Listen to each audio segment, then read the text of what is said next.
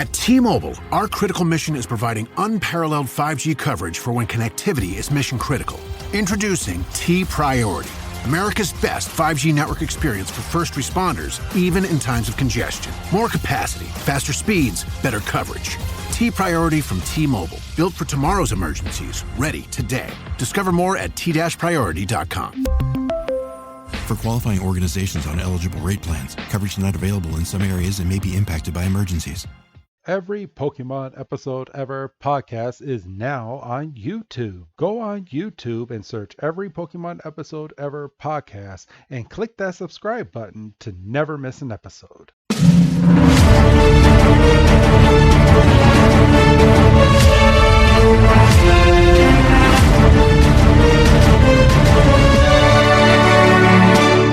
Welcome back, everybody, to another fantastic episode of the Every Pokemon Episode Ever podcast. I am one of your hosts this week, Wrestling Chris G, and on the other line with me is my, I had one earlier today, and I completely blanked on it. I think it was something like the millionaire, like a millionaire joke or blimp joke, whatever. But my balloon buddy himself, Dougie Fresh. Dougie, my man, how you doing? Jesus, I had a good one and I can't think of it right now. Holy crap. How you doing, Doug? I'm good. I'm just over here. I'm just your little blimpy buddy. You are my blimpy buddy. and also joining us here today on the podcast is our premium Patreon guest, Grant. Grant, my man, welcome back to the podcast. It's nice to have you back, man. I mean, it's nice to be back. How's it going? It's good. It's real good. But besides me messing up my millionaire joke that I was going to make. But, man, so we are... This episode today, everybody, is episode 84 of the original series called A Scare in the Air. And we are officially transferring over to the Orange Islands. So, yeah. Dougie, my man, we can literally say now, I know we've been saying it for the past few weeks, but we are officially done in the Kanto region because we are leaving the ground and venturing off into a whole new world now. Now, my question to that would be, because I don't have it in front of me, when do they switch, when do they switch theme songs? The theme songs, I believe, we have 2 more episodes. I believe that's on the Lost Lapras episode is when we get the new theme song. And with the new rap and all that. I got to figure out who sang that theme song. Maybe I can reach out to them and see if they want to come on to the show themselves. Oh, nice. Yeah, so maybe I will go ahead and reach out to them and see if they're available. But Grant, we have officially finished all of the Kanto episodes as of this point.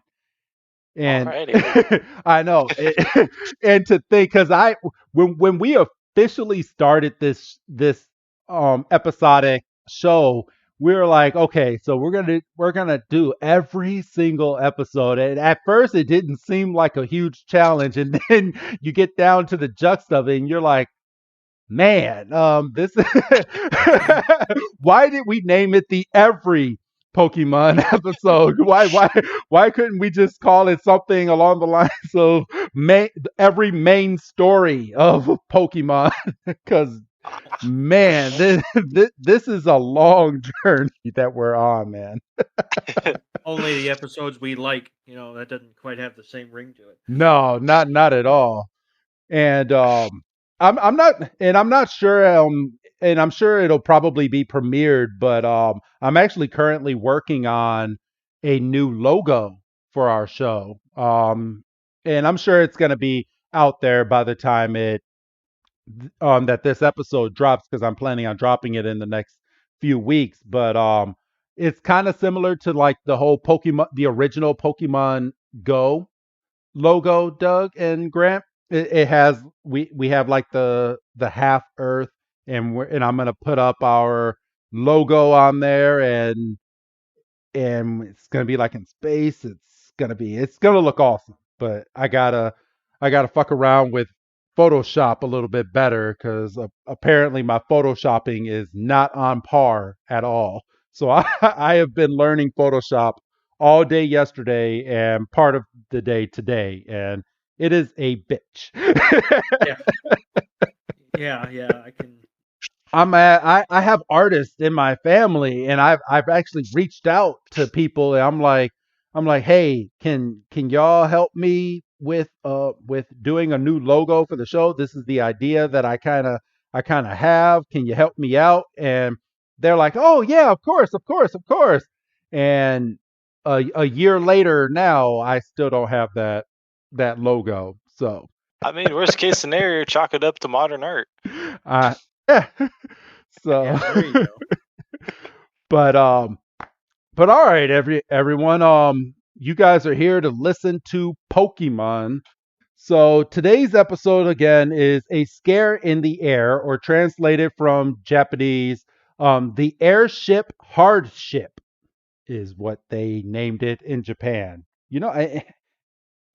To be honest, I might go with the Japanese theme because You know, that ain't bad, but I do like scare in the air. I mean, it does rhyme. yeah, it does rhyme. Grant, which one would you do? A airship I, hardship or a scare in the air? I'm gonna say scare in the air. Oh, outvoted. All right. But but this episode premiered in Japan February 4th, 1999, and here in the States January 8th, 2000. Yes, the very first 2000 episode. And Grant, you told us off air that you have a historic moment from January 8th. Um, so if you would like, go ahead and present it over to our audience. I mean, yeah. So January 8th, 1790, George Washington made his first presidential, uh, yeah, State of the Union. State of the Yeah. Union speech. There you State of the go. Union address. Oh, and that is pretty historic. And I'm surprised that Doug, how did we miss that? Because we've done January 8th before. How did we not do that? Especially you. Yeah, that one kind of bothers me. That's kind of in the same vein of he had a guest on, and Grant, forgive me if this was also you, but we were still doing dates at that point, and we gave ours out. The guest was like, "Oh, they also repealed prohibition on this," and I'm just sitting there going, "Son of a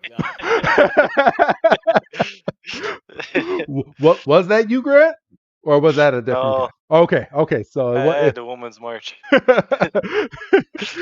Gotcha. Okay. So yeah, our guests are showing us up, Doug. Apparently, That's we why we stopped the segment. Oh, maybe we need to dig a little deeper on our dates.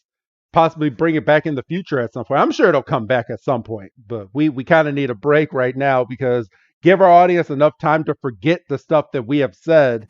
So Yeah. so when we bring it back, and if we accidentally repeat ourselves, they're like, "Oh, so that did happen." Yeah. Give it another year. Exactly. But all right, everybody. So I have the episode pulled up here, getting ready to watch. Grant, are you good on your end? Yeah, I'm good. All right. And Doug, are you good on your end? Yes, I am. All right. So I will start this week's episode off, and then I will start switching it between the both of you as well. So we start this week's episode with our heroes getting ready to go to Valencia Island to go and retrieve the mysterious Pokeball. I was about to actually call it its name, but they haven't given it the name yet. But the mysterious Pokeball that our heroes are going to be traveling the Orange Islands with. And Brock is over here. He's looking at a map. Misty is sitting down with Togepi, and and he Brock is like he's like, oh, the babes. He's like we need to figure out how to get to Valencia Island. Look at the beaches out here. And Misty is like, she's like, I don't care how we get there as long as we get there fast. I want as much time in the sun as possible. I got to work on my tan. And she takes out a thing of tanning lotion. And Togepi looks at the tanning lotion and is like, give me, give me. And I don't know how tanning lotion Not would... tanning lotion. That's a can of soda. Is like that honey. Is that no? That's Togepi's drinking out of it.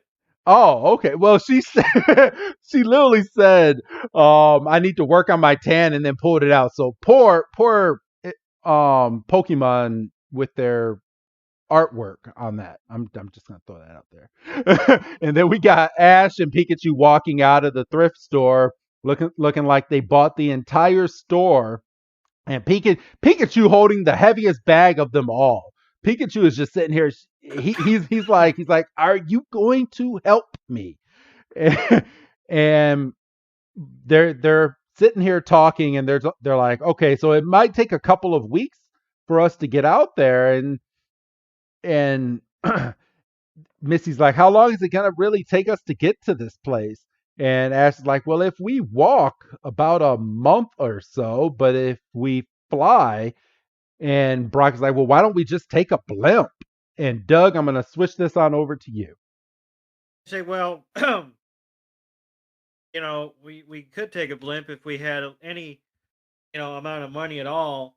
And, like you said, Pikachu's sitting there struggling. I want to know what's in Pikachu's grocery bag, but it's never explained. And then they're like, yeah, but we don't have any money. And then they're looking, and outside of the convenience store, there's a couple of guys and they have a contest, and a woman just won a set of refrigerator magnets, and they say, oh, the grand prize just happens to be an all expense a trip to Valencia Islands via blimp.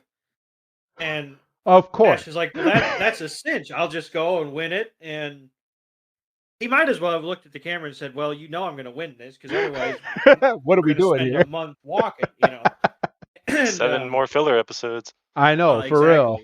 And we just got done with the Pokemon League. So Ash is like, well, I've got my receipt, and we'll just go and we'll win it. And Misty's like, you seriously don't think you're going to win? And cut to him getting the little golden pellet and winning the grand prize. And Ash is basically like, well, I guess you can't lose them all. And and freaking Brock and Misty are sitting here like, did he really just win? They just faint. I love it. Yeah, pull the classic Pokemon fall out of the scene bit, and then we get the title sequence. Yes. And then from here, and Grant, if you want to go over this next part of the scene after the title sequence. Yeah. Waiting for it to catch up. All right, yeah. So it goes to Team Rocket, and they're talking to Giovanni on like a computer here, and then Giovanni's like, "Hey, I got a task for you. Effective immediately, you're being transferred to the Dirigible Division." I know, or the Blimp Brigade. Yeah, the Blimp Brigade. I thought that was weird, and let's point out real quick that this was in the year 2000, like literally within the start of the second week of the year 2000, and they're on a computer having a straight up video call with Giovanni, and I don't know, middle of the forest. Yeah, in the middle of the forest. So they had Wi-Fi before Wi-Fi was even a thing. Because I don't know about you, but we were still using dial-up at this point, weren't we? Yeah. I mean, yeah. 2000, it might have even been before dial-up. Yeah, for real. Well, people in China and Japan seem to have all the technology before it moves over here to the good old United States, but that's neither here nor there. But all right, Grant, you can go ahead and continue. So he's like, yeah, Giovanni is like, yeah, serves a unique, important purpose in our organization. Only special supervisors chosen for this duty. And they start goggling. They're like, oh boy, we're actually getting recognition here from the big guy. James And is like, crying. it's like, all right, I'm counting on you. Don't let me down. They're like, oh, this is great. We actually, he likes us. He really likes us. And then, he's valuable. He thinks we are. They're arguing. And then Giovanni is over here afterwards, behind the scenes, kind of telling us that, like, he doesn't really care about them Blimp Brigade.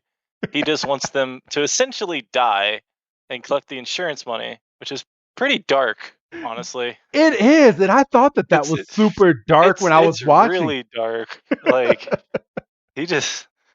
poor Team Rocket on that one.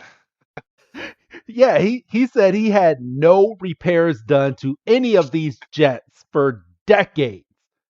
And I mean, it brings up other questions about, like, the raffle of, like, was that involved in this?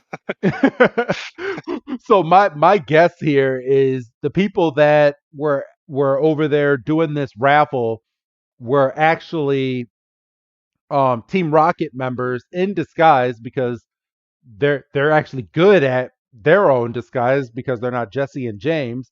And Giovanni already knew, okay, well, I'm going to get Jesse and James. They've cost me a lot of money, so how can I get rid of them? I'll have them die in a blimp. That's how I'll get rid of them. Die. I mean, James is rich. I'm sure the insurance money is really good for him. Oh, I'm sure. So, all right, let's see. So, I'm trying to fast forward. There we go. Okay. So after Giovanni's talking, our heroes are walking up to the new blimp, and this blimp looks like it has seen a day. Like, I don't even know. My one question would be, how did they even fly this blimp in to this location the way that this blimp is? Like, the blimp looks like it's being held up by Scotch tape that you can get from Office Max, and just all sorts of just stuff that can go wrong. And Brock and Ash are looking at this blimp and they're like, all right. And she's like, well, this blimp looks a little old and beat up. And Ash is like, oh, of course it's okay to fly. He's like, it's not beat up, it's just broken in. And broken in, yeah. He's not wrong. I know. And a worker comes right over. He's like, you're not here for a blimp ride, are you? He's like, yeah, Ash is like, yes, sir. Wide-eyed. He's got sweat coming down his cheek. Like, he can already tell he's a little harried. He's like, are we really going to put these kids on a blimp like this? Can we be held reliable for this? And Ash is in there. He's like, yeah, we want a round trip to Felicity Island on that blimp. And they're like, oh, you kids are brave. How much are you getting paid? And Brock's like, getting paid? What do you mean? And Misty, of course, she already had her concerns. She's like, is there something about that blimp that we ought to know about? And the workers are looking at each other and they're like, yeah, look, that blimp is so dangerous. Everybody says it's haunted by a gang of ghosts. Now, okay, so I'm gonna kind of pause it here just for a brief second, because he's saying that it's haunted by ghosts, but in my eyes, when he looked over at his partner, he's trying to scare these kids from just getting on this blimp. He doesn't want to say, okay, this blimp is not flyable. If you get on there, you might die. So I would have flown that thing for $1 million. Yeah. For real. And I would have turned around and just started walking. I mean, if they're going to pay me $1 million to ride it, I'd probably chip in, but you can't take $1 million with you if you're dead.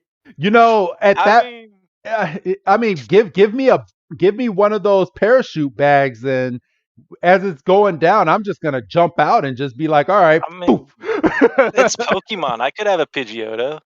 For real, a Pidgeot. See, and Ash Yeah. had a Pidgeot, but he let it fucking go, didn't he? Yeah. And Oh. and let's all be real. Charizard's not gonna die on a blimp. Charizard's gonna take off. So, I mean, Ash can literally throw him out, and that'll probably be the one and only time Charizard at this point will be reliable to Ash at all. Yeah, that is fair. If not for Ash's sake, for his other Pokemon, because I think he does respect other Pokemon.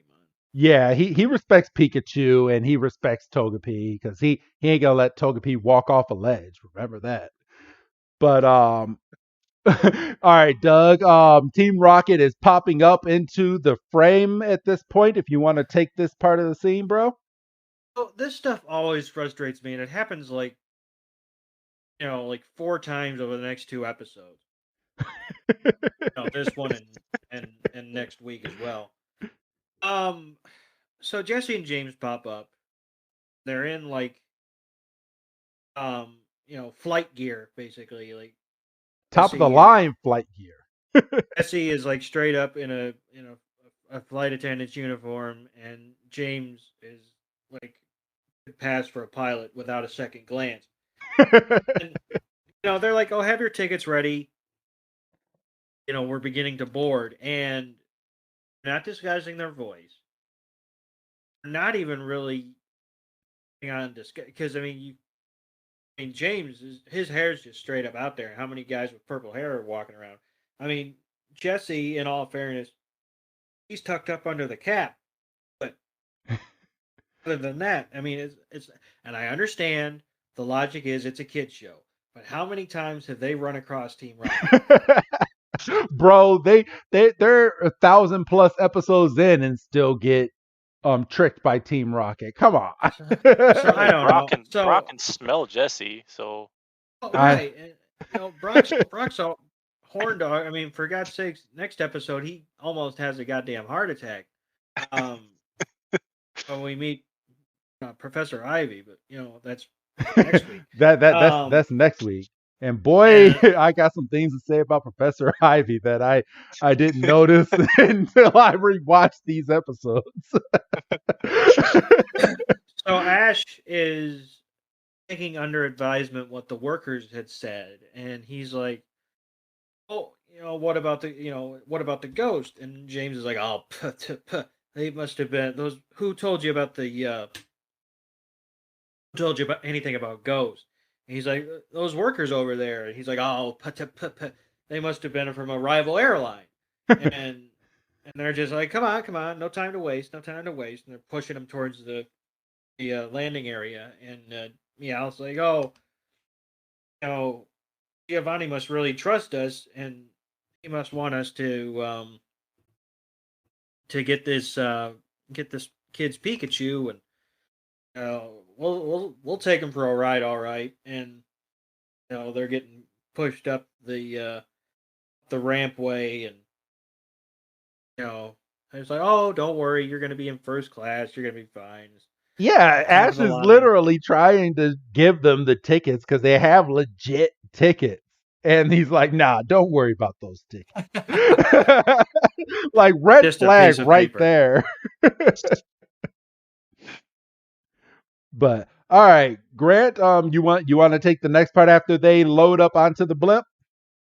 yeah. So we cut to Jigglypuff, kind of just walking along, sees the lever, thinks the lever's a microphone. She gets overjoyed and wants to go sing. Hits the lever, knocks it over, and it spills a bunch of water onto her. And then the blimp starts lifting off with a big rope hanging down. So she's like yelling at it, and then it gets her foot caught in the rope, and the blimp is on its way. And then it cuts to Ash and the gang walking into a lackluster room that they're like, "This. I thought this was supposed to be first class. The chandelier is busted.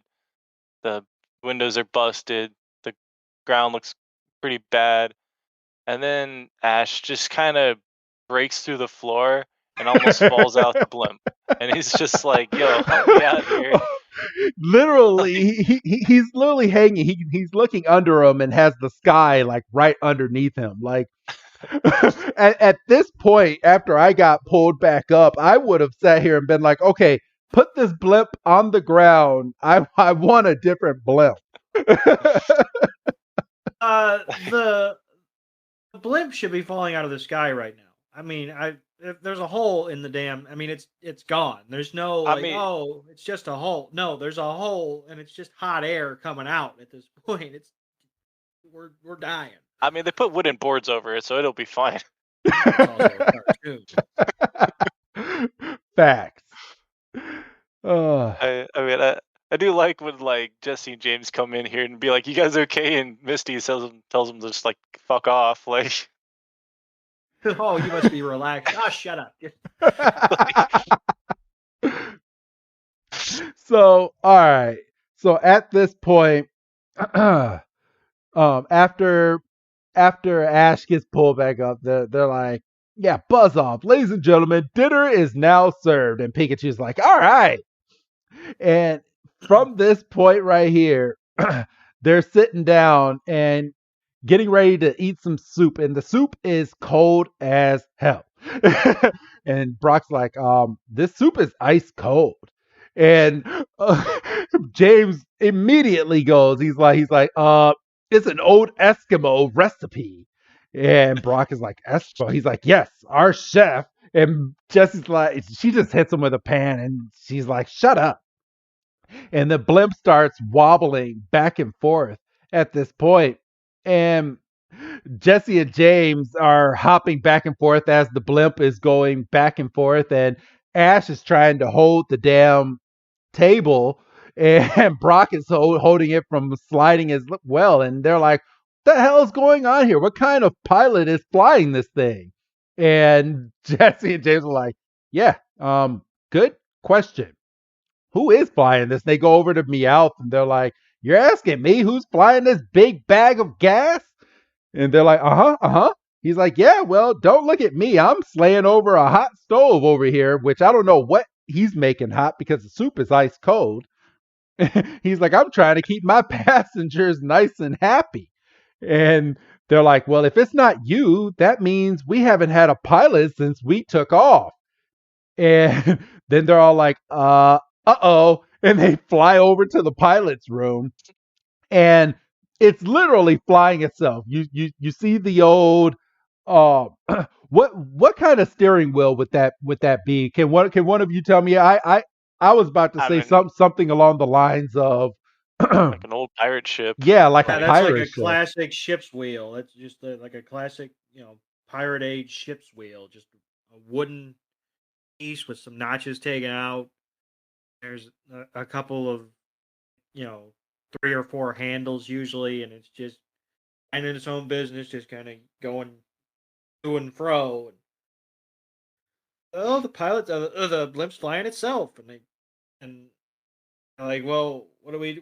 One of us needs to fly it. And they all point at each other. They kind of do the not it gag, and it's like, oh, this is simple. All we got to do is look at the the instructions. And he's like, I'm going to check under no pilot, and it's easy as flying a kite, Doug. Well, they fly a hot air balloon. That's also true.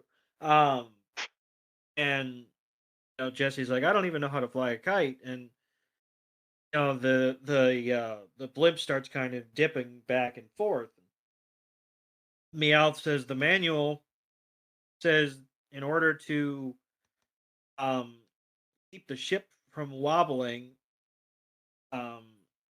need to keep it balanced, and we go like a diagram, and we see that there's like 2 tanks of water in the front and the back, and it's like if you take out water from the front, it's gonna start tipping backwards. If you take from the front, it's gonna start doing a nosedive. And they say, well, you have to find perfect balance.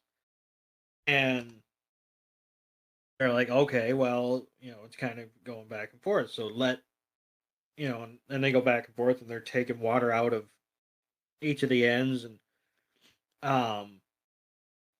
like, oh, this is easy, and it's like, oh, it's so we kind of play that game, and Jigglypuff gets dumped on and starts to puff up and like has to like hang on to the rope. So it's just been hanging by its foot basically over an ocean, you know, You this know, whole time. Jigglypuff will be fine because it will, once she untangles herself, all she has to do is just puff herself up and fly.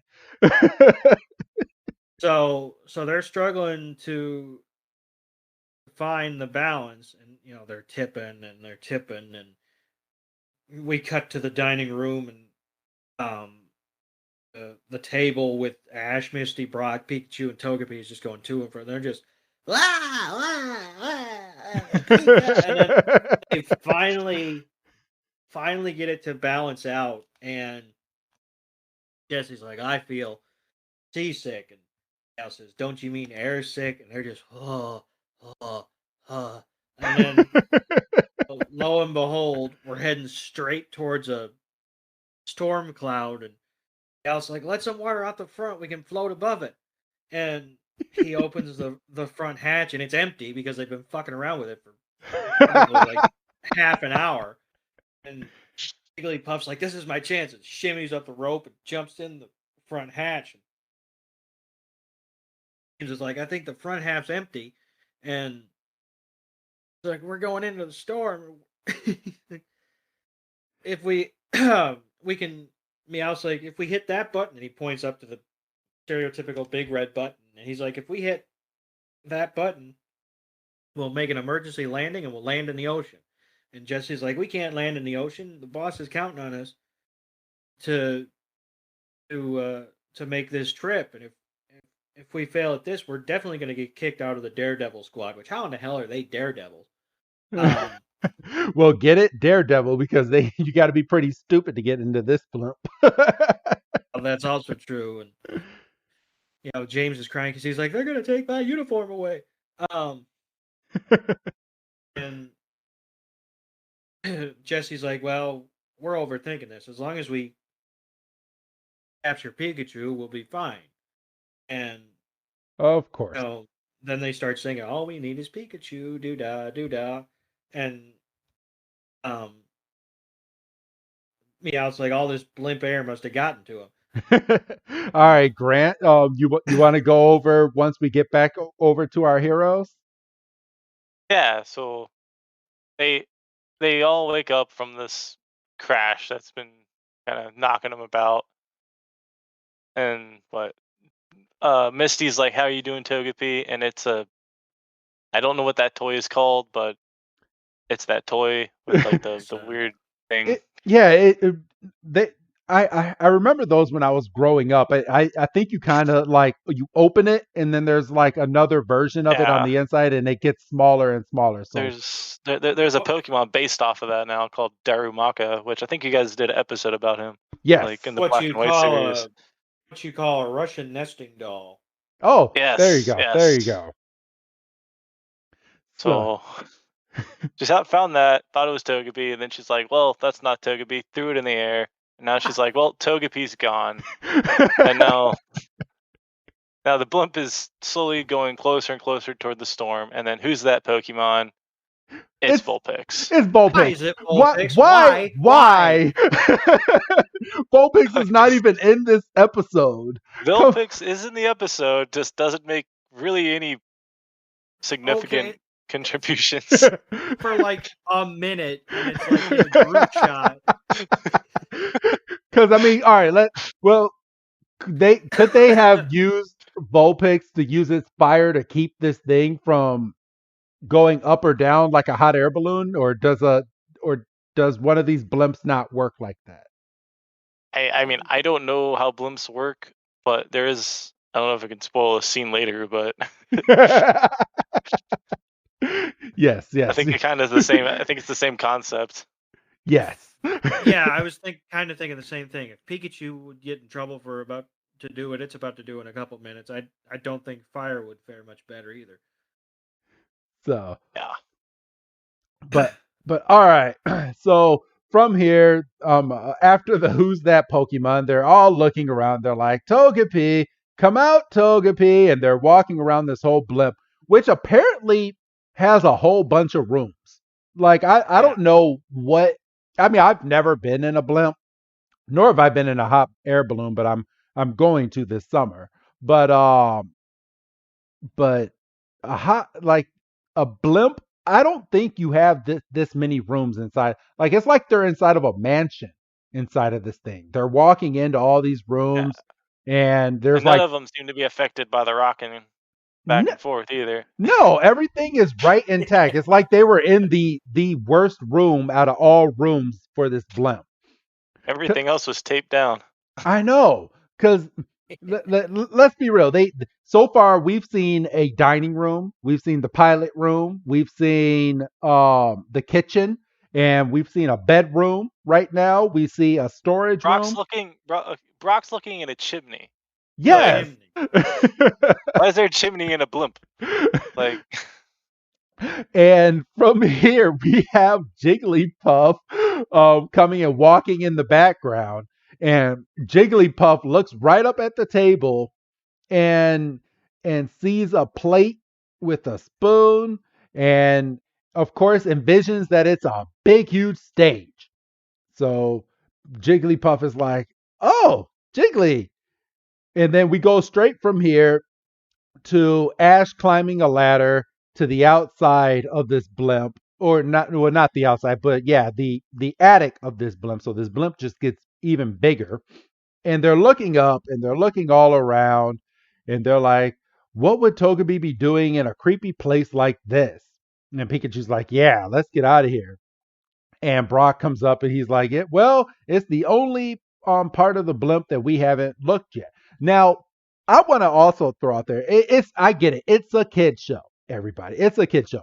But how the hell could little baby Togepi climb this ladder that they just climbed to get up here, to get up to this spot? Like, the math just doesn't add up. And Missy's over here like, "Togepi, where are you? Come on out." Doug, go ahead and take it, my brother. Well, we haven't quite established we haven't nailed down just exactly what type of Pokemon Togepi is. So theoretically, it could teleport. Theoretically, yes. I mean, I could throw in like an actual cause for that. Technically, Togepi's only power is Metronome, and there is an attack called Teleport, so it could use Metronome, and then I've used Teleport off the Metronome. You know, so there you go. That's super nerd. Yeah. So they're looking for Togepi, and they're like, "Well, this, like you said, this is the last place that we haven't looked." And they see a flash, and Ash was like, "What's that?" And wait, I didn't see anything. And Ash is like, "I could have sworn." And they're looking kind of down the way a bit, and it comes clearly into view. And like, "Look over there."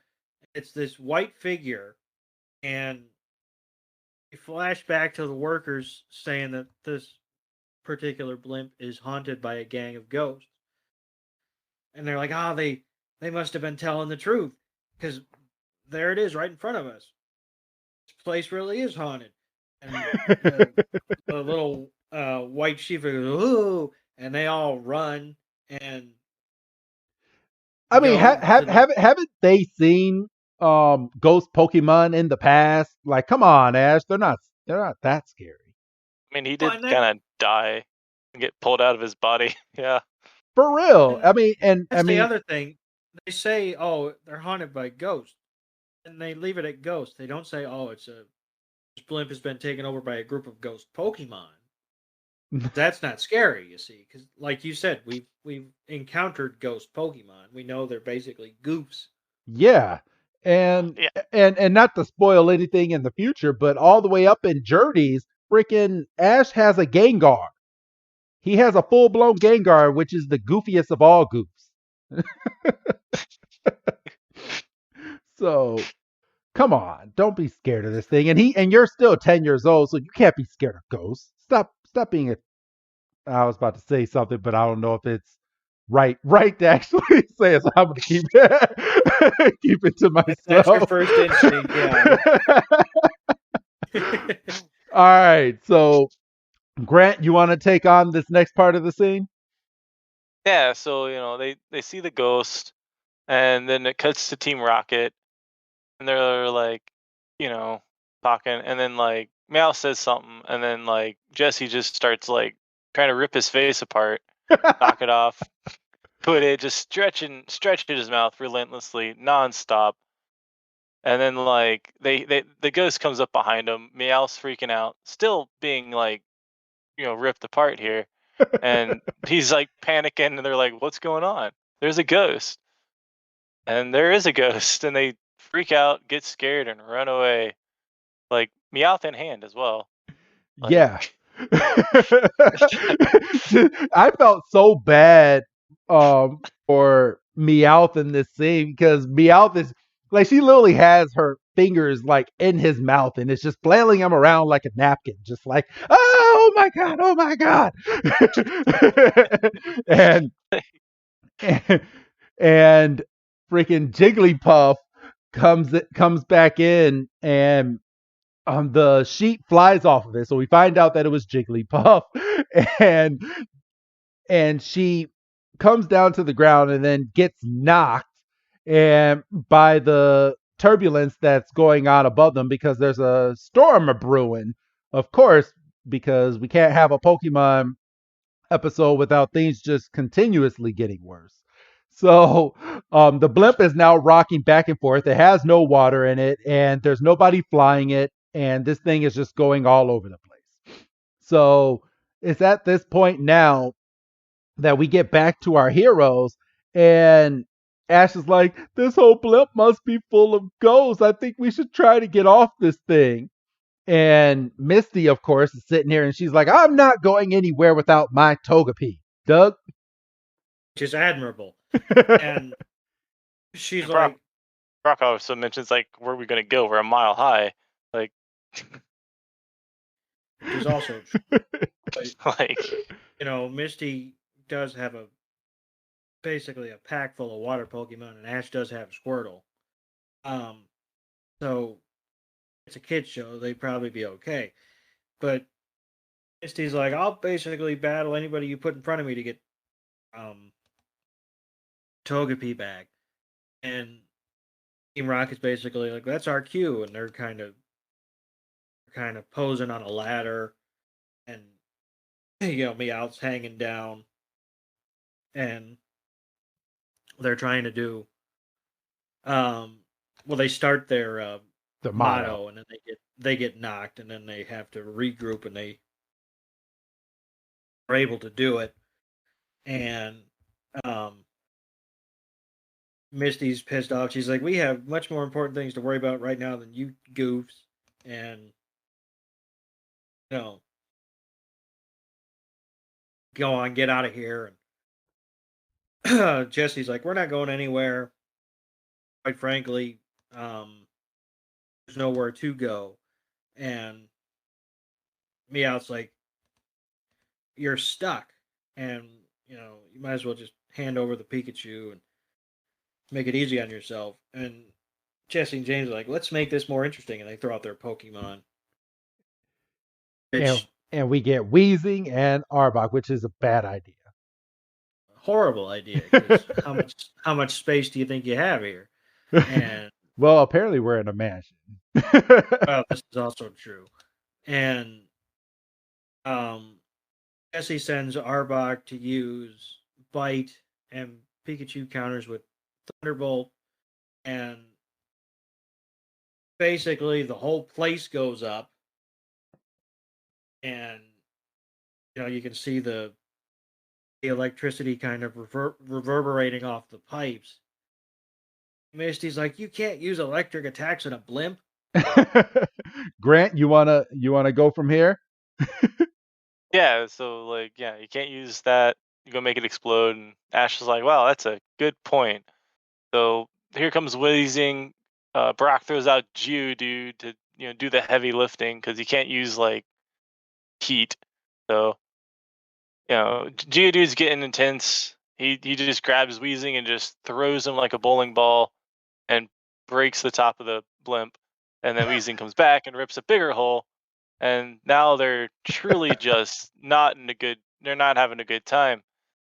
The lightning's flashing. There's Togepi just on the rim of the blimp walking. So their heroes run off, and Team Rocket's like, well, let's just sit here and think about what we've done. They start making circles on the ground and thinking they messed up. Then Meowth's like, snap out of it. We got to go get them. And so they run. They go get. Then the heroes go to find Togepi. They're telling Togepi to come down, but Togepi's kind of just doing its thing. But Misty's like, to hell with that. I'm climbing this ladder.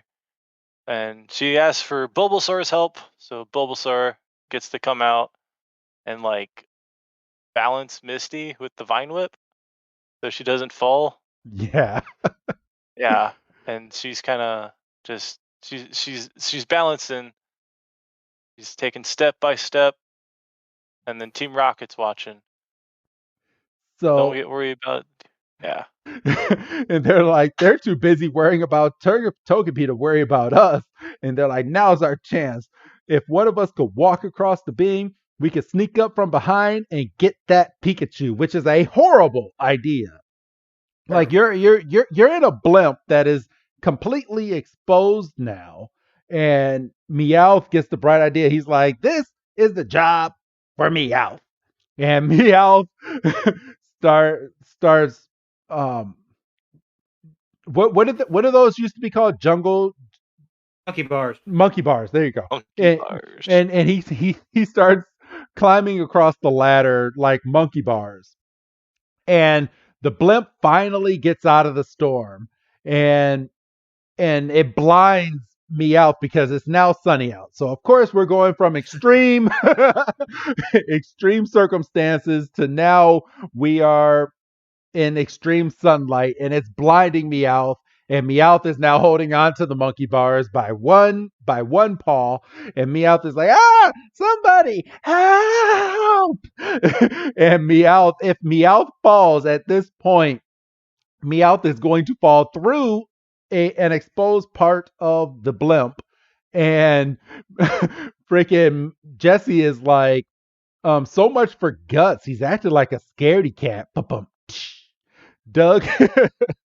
And we cut to Misty, who's walking along the beam to grab a hold of Togepi. And she's like, be very steady, don't move. And she's like 2 steps away, and Jigglypuff just plops down square in the middle of them. And Ash is like, how the heck did Jigglypuff get all the way up here? And Jigglypuff's got its little marker and puts it up and is, gonna sing. And Misty's like, oh, please don't sing. And, and then we get a little bit of turbulence, and Team Rocket goes tumbling, take one piece of fabric with them, and Meowth's climbing up. And luck of all lucks, the piece of canvas basically catches the wind and becomes like an impromptu parachute. So they're like, holy shit. And Jigglypuff lands on the parachute and starts to sing. And, Team Rockets fall asleep and lose their grip, and they go floating. They land in the ocean. You see the little puff, and Misty has Togepi, and Bulbasaur brings her down, and she's like, "Don't wander off like that again." And Togepi's like, "I was having a good time. You see how high I got?" And they're like, "Oh, we're just glad you're safe." And Togepi's like, "Oh, this is probably better than walking across beams." And they look over and they see that some of the tanks of air have been punctured, and they're like leaking gas at an alarming rate, and they're going down. And Ash is like, "What's the plan, Brock?" And Brock's like, "Let out your Pokemon." And he's like, "What's that gonna do?" And Ash is like, I get it, which there's no fucking way he does. 'Cause he's been dumb as a box of rocks before. There's no way he just shapes up and is like, oh, no, you don't. Grant, you wanna take this next part?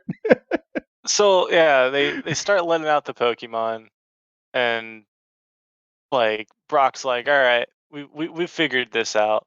Let them all loose. Zubat, Vulpix, Geodude, and then Onyx comes out, and then they all have a panic attack as he sinks the ship. Right. Which, yeah, They should have fallen out of the sky. There shouldn't have been any gradual fall. He should have gone. I mean, if anything, Onyx was helping out, lowering it to the ground. Like, it wasn't like falling. That's true. Oh yeah. Ash pulls out Squirtle, and then Misty gets Psyduck and Staryu. They're slowly getting to the land, and Brock's, steering because I guess he knows what he's doing. And then so Ash has to run back and forth. This entire blimp is back and forth, like just like before. Just trying to balance this thing. yeah, like come on, other side. Back the other way. Come on, guys. And of course, they see the island coming up right in front of them, and as they're running back and forth on this blimp, they're about to make a huge crash landing, which I don't know who's going to repair all of this ground. I'm just throwing that out there. But Brock is steering this thing. They come crashing down to the base and just boom, and it hurls. And I don't know about you, but I would think someone would be drastically hurt from this blimp crashing the way that it just crashed onto Valencia Island. It's a kid's show. mean, yeah. Yeah, it's a kids show. I mean, come on. We've had episodes where Pokemon were like almost decapitated on the Jason Page episode with the hospital. Like, come on. They had car accidents on there. Ash has been knocked unconscious before. Come on.